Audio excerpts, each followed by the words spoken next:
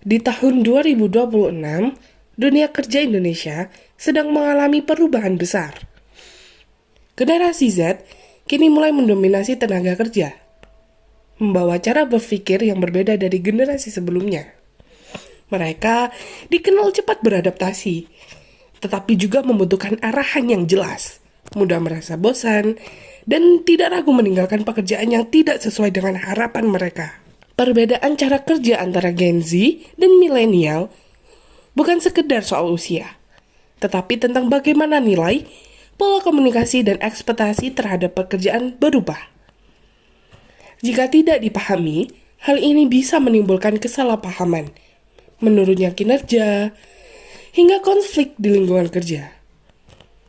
Melalui investigasi ini, kami ingin melihat lebih dekat sisi manusia di balik perbedaan tersebut, serta bagaimana dunia kerja dapat menyesuaikan diri dengan tetap menjunjung nilai-nilai Pancasila, saling menghargai, membina secara manusiawi, dan menciptakan keadilan bagi setiap generasi. Karena memahami perbedaan hari ini adalah kunci membangun lingkungan kerja yang lebih baik di masa depan. Assalamualaikum warahmatullahi wabarakatuh. Selamat pagi. Dengan kami tim Blue Lawang Explorer akan mengejar penerimaan Moklet Investigation atau movie di Blue Lawang, tepatnya di tempat praktek mandiri Bidan Eni Islamiati. Bersama Bidan Eni Islamiati, kita akan melakukan podcast mengenai mental health nih di sini. Boleh perkenalkan diri, Bu? Selamat pagi teman-teman, nama saya Bidan Eni Islamiati. Saya di Pandanpuro, di Desa Pandanpuro di Kecamatan Bulelawang. Ya, Oke. Nah, dipastikan dulu nih, Bu, tidak ada paksaan untuk kami wawancarai, tidak ada paksaan, tidak ada hati yang mengganjal ya. Iya. Nah, langsung saja ya, karena langsung saja.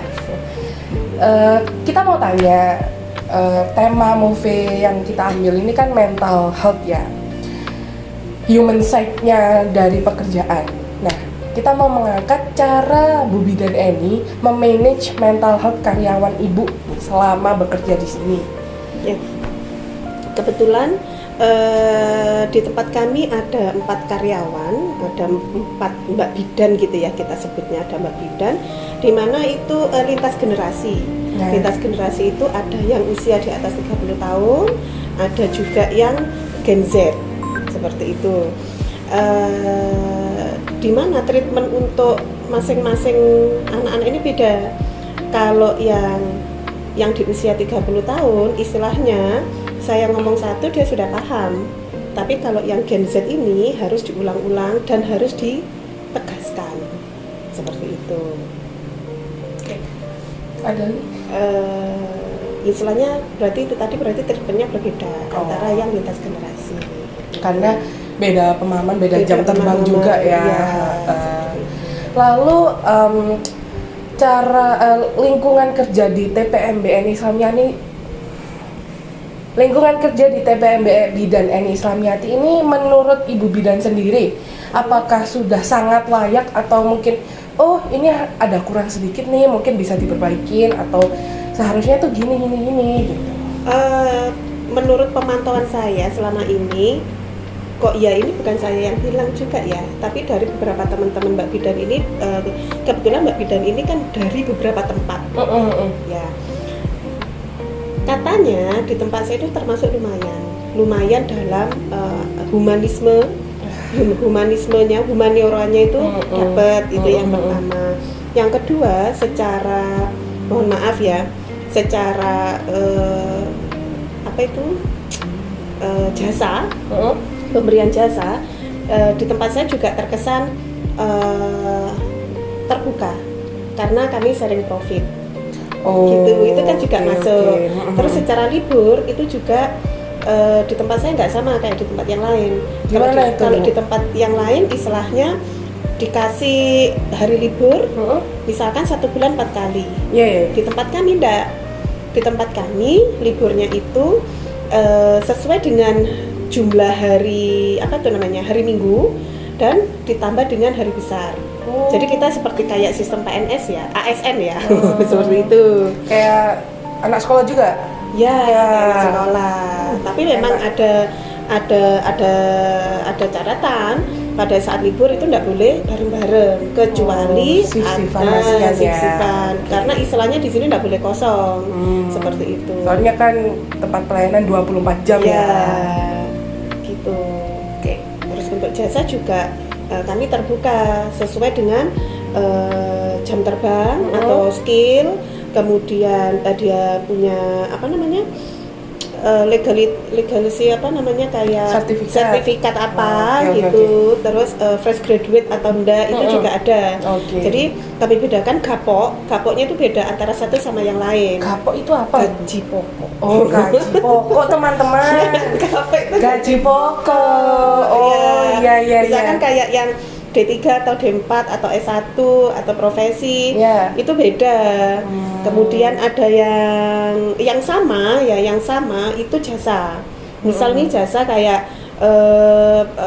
nolong persalinan. Nah, itu maaf nih, misalkan per nolong persalinan kita 150.000 katakanlah. Tinde itu ada sendiri, masas ada sendiri sekian persen. Jadi itu jasa yang lumayan ya untuk Mbak bidannya. Iya, jadi dari gaji pokok itu ada lagi jasa istilahnya jasa pelayanan. Iya, jasa pelayanan. Terus ada lagi nih yang nggak sama di tempat yang lain. Apalagi itu Bu Bidan? Monggo. Yang ini mungkin buat seru-seruan aja sih awalnya. Istilahnya kita untuk berbagi aja. Jadi kita itu ada SHU. Ada SHU. SHU itu apa kepanjangannya? Sisa hasil usaha. Kita kan ada toko nih. Nah, toko kecil-kecilan gitu kan.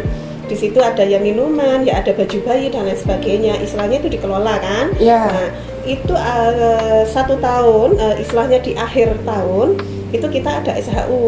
SHU-nya itu nanti berapa? Kayak yang kemarin ya ada lah sesuai gitu ya. penjualannya. Sesuai penjualan istilahnya. Modal kan dari kita nih. Iya dong. Iya. Terus ada sisa, ada laba. Laba dikumpulkan kumulasi dari selama 1 tahun. Nah, 1 tahun itu berapa dibagi menjadi 5. Nah, kita tawarkan. Saya nggak tak kasih ini gitu, nggak saya tawarkan nih. Mbak, ini ada SHU sekian, ini mau dianu apa? Mau dibagi duit, mau dikasih sembako, kita mau jalan-jalan atau gimana? Lah, bisa jalan-jalan juga di sini Bu Bin. Gitu. Tapi lingkungan kerja yang sehat loh ini teman-teman. Tapi kebetulan yang tahun ini Mbaknya minta diberupakan berupa silver. Oh, silver. Iya. Investasi lagi. Betul, investasi. Wow, bisa gitu. investasi juga di TPMB sini teman-teman. Itu salah satu. Oke. Berarti seru banget ya di sini Bu kalau jadi karyawannya ya. Oh my god. Kan ada lagi nih yang mau saya tanyakan. Kan itu tadi menyangkut liburan. Itu sesuai, misalkan ada dalam 1 tahun kan ada beberapa libur panjang. Itu mungkin ada dikasih decision ke Mbaknya kayak, Mbak mau pulang apa enggak? Yang pulang ya pulang, kalau yang nggak pulang mungkin bisa liburan bareng Bubit atau gimana gitu. Ya, jadi begini, kalau sistem liburan, jadwal ya, sistem shift dan sistem liburan itu memang di depan saya sudah bilang saya nggak mau ngurusin masalah jadwal. Yang pasti harus diatur sendiri. Kalau untuk libur dipastikan bahwa mereka mau ambil rapel, mau ambil kapan itu terserah. Tapi dipastikan di sini ada orang. Jadi saya enggak ini kalau misalkan ada mbak-mbaknya yang nggak mau liburan, nggak mau pulang gitu ya istilahnya di sini. Kan kita sering kayak ngegrill, kita sering kumpul-kumpul makan bareng di sini, berenang gitu. Berenang Bu? Iya. Berenang loh, selulup. Nah, biar dingin ya otak ya. Ada lagi nih Bu Bit. Kalau kan habis ini puasaan kan, habis puasa pasti lebaran.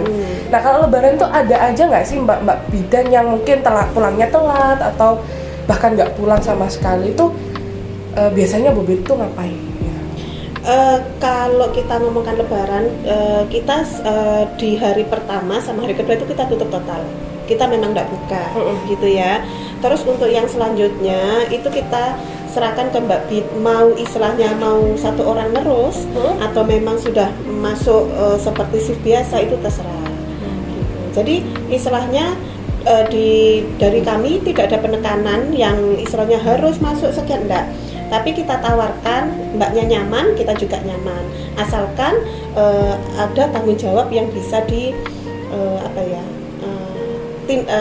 mereka bisa bertanggung jawab di sini.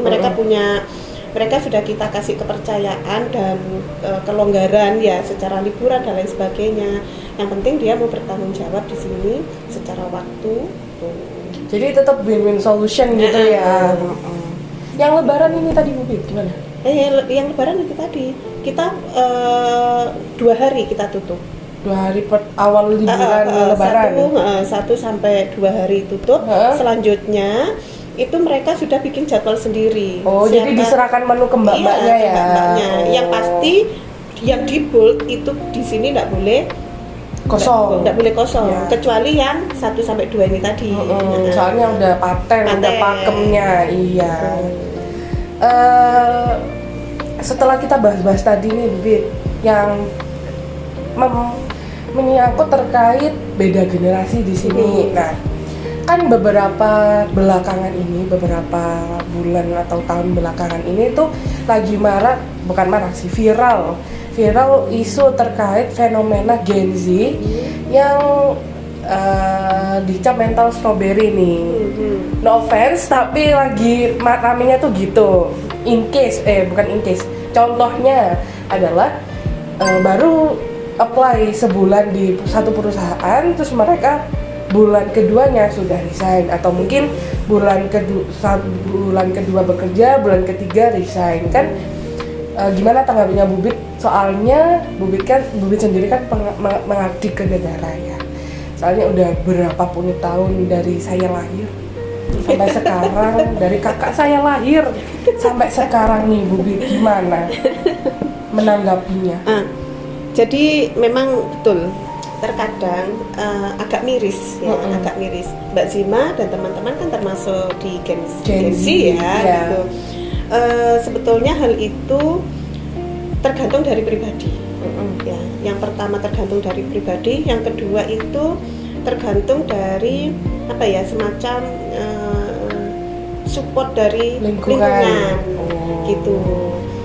Kalau saya ditanya bagaimana tanggapannya, sebetulnya saya itu tadi bahasa saya singkat, miris.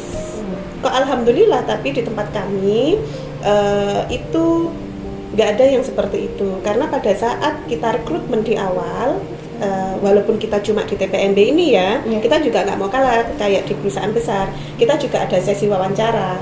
Selain pertama rekrutmen secara CV, kemudian kita ada sesi wawancara. Nah, pada sesi wawancara itu kita tanya, Mbak, tujuannya di sini istilahnya apa? Istilahnya ingin bekerja, ingin cari pengalaman bekerja, istilahnya, atau hanya batu loncatan. Nah, kalaupun misalkan Mbak itu bilang, Ibu mohon maaf, terkadang ini ada yang seperti di saya hanya menunggu ini beberapa bulan aja karena sambil nunggu ijazah. Nah, kita kasih solusi. Kasih solusinya apa? Berarti Mbak jangan di tempatku istilahnya, tapi tak carikan di tempat teman atau di tempat yang lain. Tetap memberikan solusi. Iya, kan kasihan. Mereka kan regenerasi kita gitu ya. Seperti itu. Tetap dari satu tes yang sama gitu ya, satu gitu. Tapi alhamdulillah sama. Pada saat sesi wawancara itu tadi sehingga kan bisa terbuka. Jadi nggak hanya sekedar saya open recruitment terus mereka ngelamar gitu ya, nggak hanya sekedar bukannya itu. langsung masuk gitu ya. Tapi jujur salut loh, orang yang mau open recruitment, yang wawancara justru bisa terbuka sama HR-nya tuh. Iya kan Bu? Bisa bilang secara terang-terangan kalau cuman nunggu ijazah dan lain-lain. Kan kadang ada yang nggak jujur. Begini, itu juga ada ceritanya. Oh, ada ceritanya, teman. Yuk kita Karena pada saat di awal kita sudah tekankan bahwa di tempat kami ada beberapa prinsip yang harus ditekankan. yang kami tekankan dan itu yang harus dipatuhi sama teman-teman yang nanti calonnya lah, calon atau istilahnya kalau sudah berjodoh di sini harus menjalankan prinsip-prinsip ini. Salah satunya yang pertama adalah jujur. Ya, salah. Yang pertama ikhlas. Ingat ya. Loh, ingat ya. Hafal sekali.